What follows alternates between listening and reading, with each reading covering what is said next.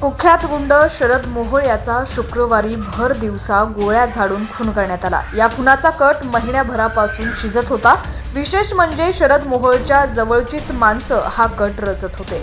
याचा शरद मोहोळला जरा सुद्धा सुगावा लागला नाही। शरद मोहोळची हत्या करण्यामागचं कारणही समोर आलंय। 10 वर्षांपूर्वी झालेलं भांडण या खुनाचं कारण ठरलेलं आहे।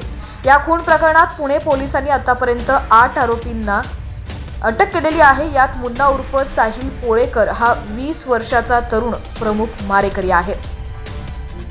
आतापर्यंत मिळालेल्या माहितीनुसार 10 वर्षांपूर्वी शरद मोहोळ आणि यातील काही आरोपींचे भांडण झाले होते। त्यावेळी आरोपी लहान होता तेव्हा शरद मोहोळनं त्यांना मारहाण केली होती। शरद मोहोळ आणि आरोपी एकाच परिसरात राहण्यासाठी असल्यानं त्यांना शिवीगाळ करणं, मारहाण करणं, चार चौघात अपमान करणं अशी कृत्य शरद मोहोळकडून वारंवार होत होती। त्याचा राग आरोपींच्या मनात होता, त्यामुळे त्यांनी फार पूर्वीच बदला घेण्याचं ठरवलं होतं। महिन्याभरापूर्वीच आरोपींनी शरद मोहोळचा खून करण्याचा कट रचला। यासाठी त्यांनी 3 पिस्तूल खरेदी केल्या। शरद मोहोळच्या संपूर्ण दिनक्रमाची आरोपींनी रेकी केली।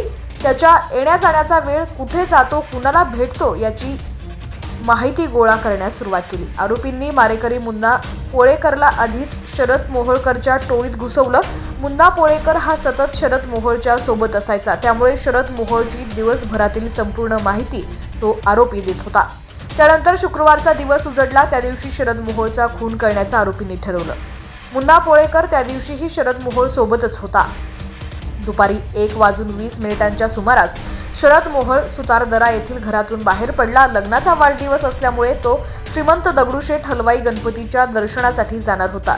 हीच संधी आरोपींनी साधली। दबा धरून बसलेल्या आपल्या इतर साथीदारांना मुन्ना पोळेकर यानं खबर दिली आणि नंतर घरातून बाहेर पडताच सर्वात आधी मुन्ना पोळेकर याने शरद मोहोळ याच्यावर गोळ्या झाडल्या। रक्ताच्या थारोळ्यात शरद मोहोळ खाली कोसळला। मोहोळ सोबत असणाऱ्या इतरांनी आरोपींना पकडण्याचा प्रयत्न केला, मात्र त्यांच्याजवळ बंदूक असल्यानं ते घाबरून पळून गेले। त्यानंतर आरोपींनी 2 4-चाकी गाड्यातून पळ काढला। गुन्हे शाखेच्या पोलिसांनी मात्र अवघ्या काही तासातच या सर्व आरोपींच्या मुसक्या आवळलेल्या आहेत। दरम्यान शरद मोहोळ खून प्रकरणात एका वकिलाचाही सहभाग असल्याचं समोर येतंय। हा वकीलच आरोपींना मार्गदर्शन करत होता अशीही माहिती समोर आली आहे। या वकिलालाही पोलिसांनी ताब्यात घेतले। त्याला अटक करण्याची प्रक्रियाही सुरू करण्यात आली आहे।